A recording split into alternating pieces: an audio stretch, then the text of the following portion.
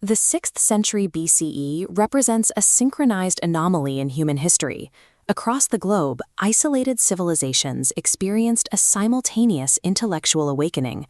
Within a very narrow window, Confucius and Laozi emerged in China, Pythagoras and Heraclitus in Greece, Zoroaster in Persia, and Siddhartha Gautama in India. Zooming into the Ganges Plain reveals a dense cluster of 62 distinct, competing philosophical schools. Siddhartha emerged from this crowd. This density of intellectual output suggests that the underlying material reality of the society was fracturing, forcing the invention of new systems for survival. To understand why Buddhism survived this specific chaos, we must examine the raw economic data of the period. The traditional biography of Siddhartha Gautama relies on celestial prophecies and miraculous births. These details come from texts like the Buddhacharita and the Lalitavastara, composed over 5 centuries after his death.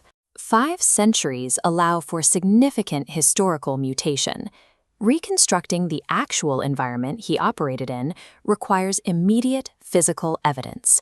The brick, iron, and economic friction of his immediate reality provide a more reliable map for his rise than the hagiographies of later centuries.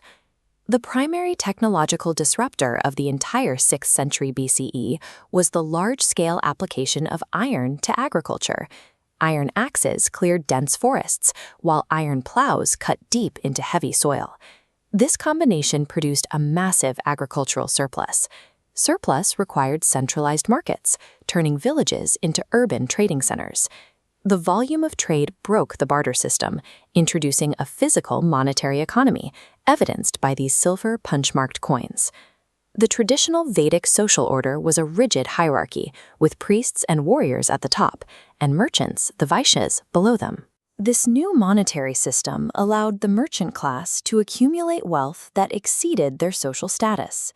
Their financial leverage pressed against a religious structure that still treated them as inferior. Sociologists call this tension status inconsistency.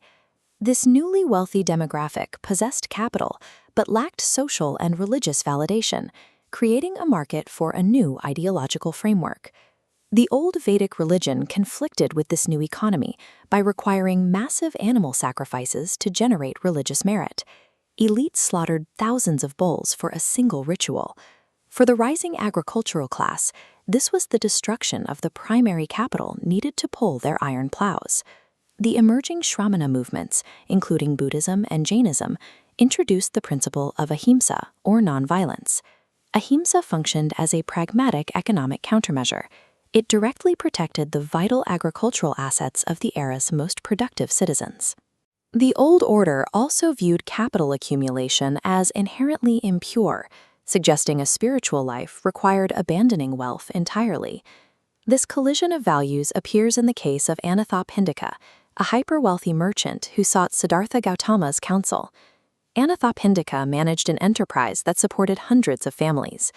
He asked if achieving spiritual purity required him to abandon his business and become a monk. The Buddha argued that wealth is only a problem if it controls the owner. Remaining a merchant and deploying capital for social good was framed as a valid ethical path. By validating commerce in this way, the Buddha captured the financial backing of the Iron Age's most powerful new demographic. Siddhartha was competing against 61 other thinkers in a volatile intellectual market. We can map the philosophical battlefield on 2 axes: the validity of human effort, or karma, and the nature of the physical world versus the afterlife. On one extreme, Macaulay Gosala argued for absolute determinism, claiming that human effort is useless and all events are pre-written. On the other, Ajita Kesakambali preached absolute materialism, denying karma and moral consequences. Determinism bred apathy, while materialism removed the incentive for ethical behavior. Siddhartha positioned his philosophy in the center. He rejected both absolutes, building a system based on pragmatic cause and effect. Buddhism provided a functional, ethical framework that aligned with the needs of a rapidly urbanizing society, offering ideological cohesion that the old Vedic system could no longer sustain. In 1957, Dr. B.R. Ambedkar published The Buddha and His Dhamma, applying modern textual critique to the Buddha's life. Ambedkar argued that if a biographical claim contradicts basic biological or statistical reality, it must be discarded as mythological propaganda. He targeted the four sights myth, the claim that a 28-year-old Siddhartha renounced his throne after seeing an old man, a sick man, and a corpse for the very first time. Ambedkar pointed out that it is statistically impossible for an intelligent 28-year-old aristocrat to have never encountered aging, illness, or death.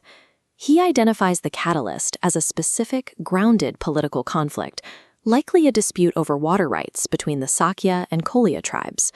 This forced renunciation was a strategic political move, not a naive shock at human biology.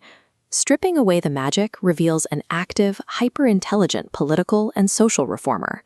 The historical Siddhartha was an aristocrat in Kapilavastu, a small, fragile republic existing under the constant threat of the massive Kosala Empire. He navigated a society experiencing massive economic shifts, the rise of warlords, and the obsolescence of its old religions.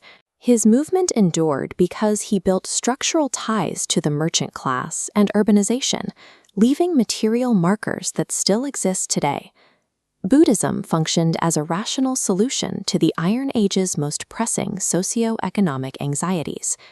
By demanding proof and stripping away the myth, we find that the historical reality of his philosophical engineering offers a clearer understanding of how the modern world was built.